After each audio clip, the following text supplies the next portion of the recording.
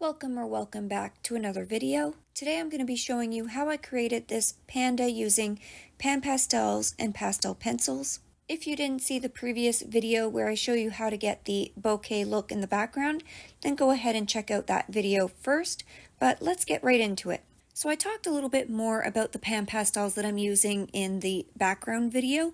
So I am using the 20 pure colors here. This is really all you need. And the tools that I'm using to put this underlayer in is the Sofft tools from Pan Pastels. It's almost like a palette knife looking tool, and it has a little sponge that goes on the end.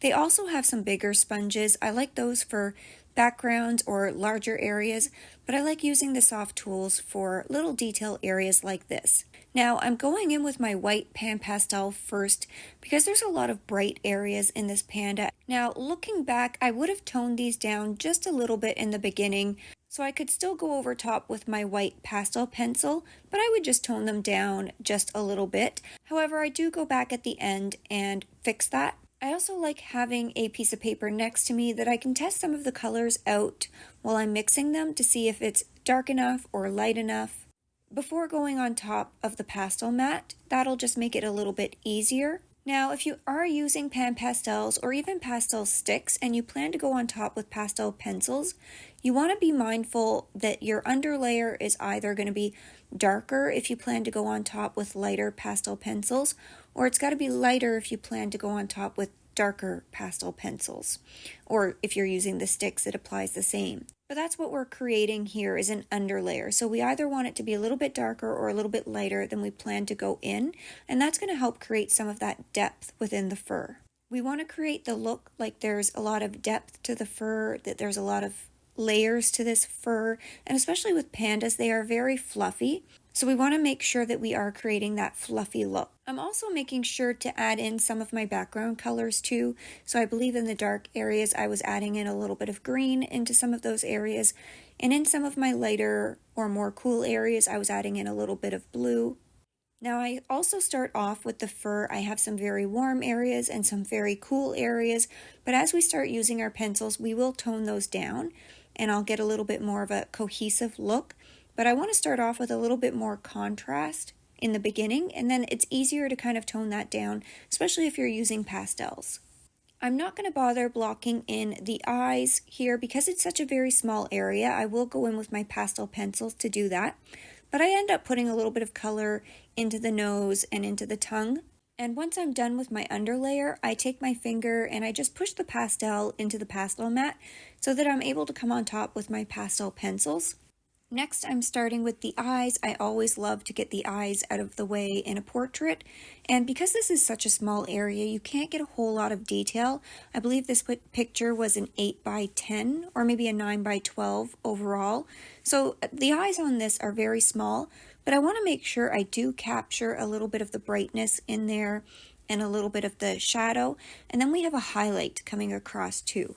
So if I can at least get that in there, it'll help make the eyes look more realistic. Now I do have the full tutorial available over on my Patreon if you're interested. I will go ahead and link that down below. I provide all of the color swatches for the pencils that I'm using, and all of my tutorials are in real time, so you get to hear me explain exactly what I'm doing while I'm doing it. And I end up coming back at the end and fixing up the eyes and the nose a little bit. Sometimes you need to step away from your artwork for a little bit and come back with fresh eyes before you can see that there's some areas that you need to change. So sometimes when I step away and come back, I realize that the contrast isn't as good as I'd like it to be. So then I've got to add a little bit more brightness in, a little bit more darkness in. So where I leave the nose at this point is not the finished nose, but especially with pastels, it's very easy to come back and layer on top. And I am making sure that I have a little bit of that pink in the nose that's reflecting off the tongue. And I've also got a little bit of the blue on the top, would be the sky reflecting on the top of the nose. So make sure that you're using some of the same colors throughout the piece. I also end up putting in a little bit of a purpley mauve color around the eyes. So now's the fun part where we can start creating some of this fur detail. And I have a bunch of pencils that I've pulled out, and what I like to do is take one pencil and I'll do a few strokes with it and I decide, is this too light? Is it too dark? Is it a good color? If not, I'll put it down and pick up another pencil. It's not always so much about the color. Yes, you want to be close with the color, but it's more about the values. Is this color showing up over top of my underlayer? If not, you need a darker pencil. I also want to be mindful of the direction of the fur and how thick or thin it is, and I want to mimic that as I'm doing my fur strokes. So especially around the panda's nose, some of the hairs start going in all different directions, so you really want to pay attention to that.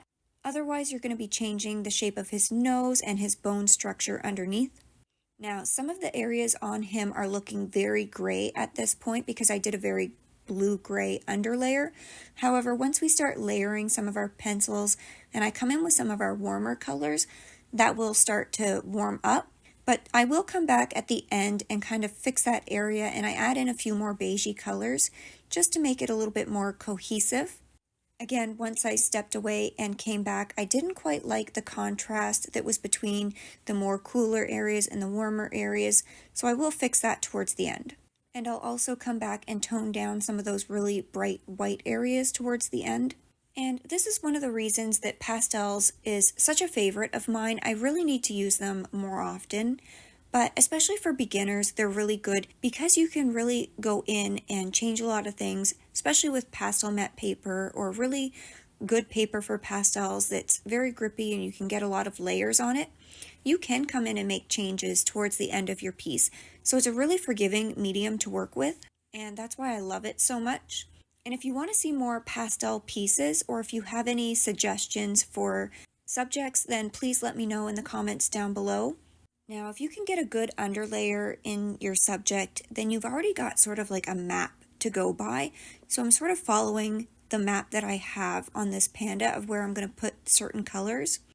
However, if you lose any of your placements, you can always take your tracing paper if you've traced out your subject and put that over your panda again and get any specific areas back in that you need to.